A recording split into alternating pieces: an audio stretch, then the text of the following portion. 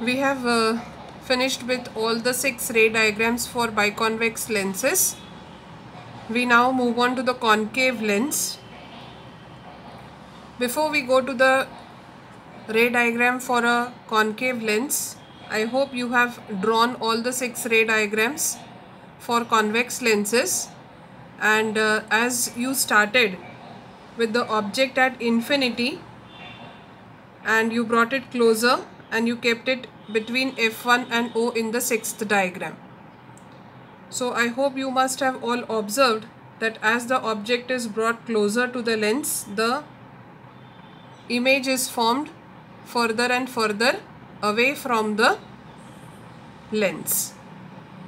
And it's only when the object is kept between F1 and the optical center that you get the image on the same side as that of the lens where the object is placed.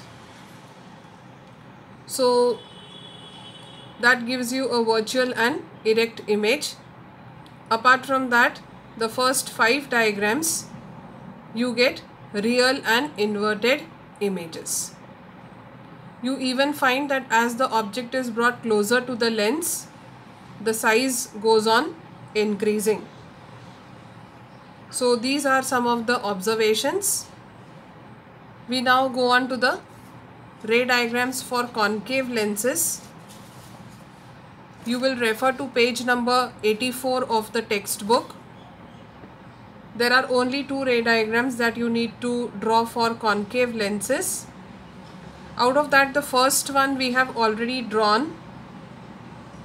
That is when the object is at infinity, the image is at the first focus, F1, and it is point size, it is virtual and erect. So while showing the principal focus of a concave lens, we had studied this diagram, so we will not repeat it. We go on to the second one. So second diagram we are going to draw. That is, the object is kept anywhere between optical center and infinity. So the object can be anywhere between infinity to the optical center. You will always get the image between optical center and the focus F1. So the image will always be formed between F1 and the optical center. It will be always smaller in size than the object. So the image will be always smaller. And lastly, the nature will be virtual and erect. That is, it will be formed on the same side of the lens as the object, and it will be upright. So let us start the diagram. I have drawn the concave lens, biconcave lens, by the same method, and once I get 2F2 and 2F1, I even plot F1 and F2. So the same method has been followed here also. Optical center we have marked. MN will be the name of the lens. Now, as shown in the textbook diagram 7.9, the object they have shown is between 2F1 and F1. So we will also take our object PQ between 2F1 and F1.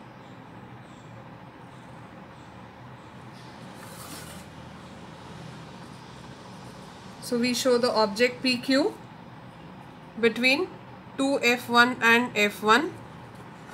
Using the first rule, we will draw a ray parallel to the principal axis. So this is the incident ray parallel to principal axis.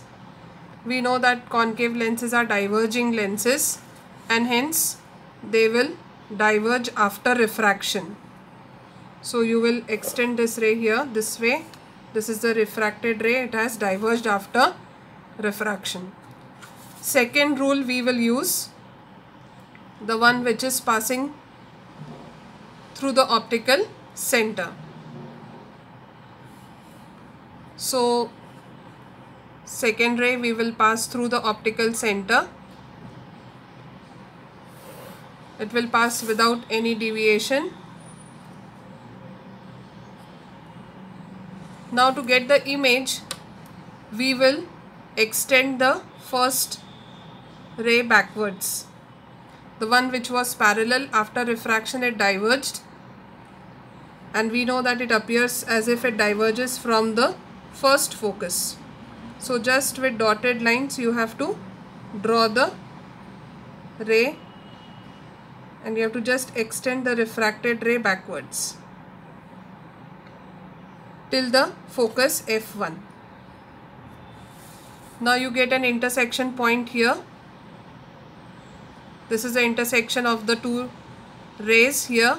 This is the refracted ray and the one which is passing through the optical center.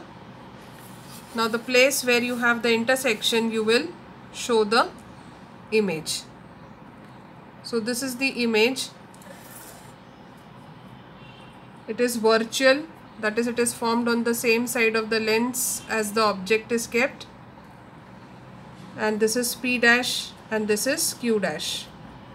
So P dash Q dash is the image that is formed, and we find that it is smaller than the object and it is virtual and erect.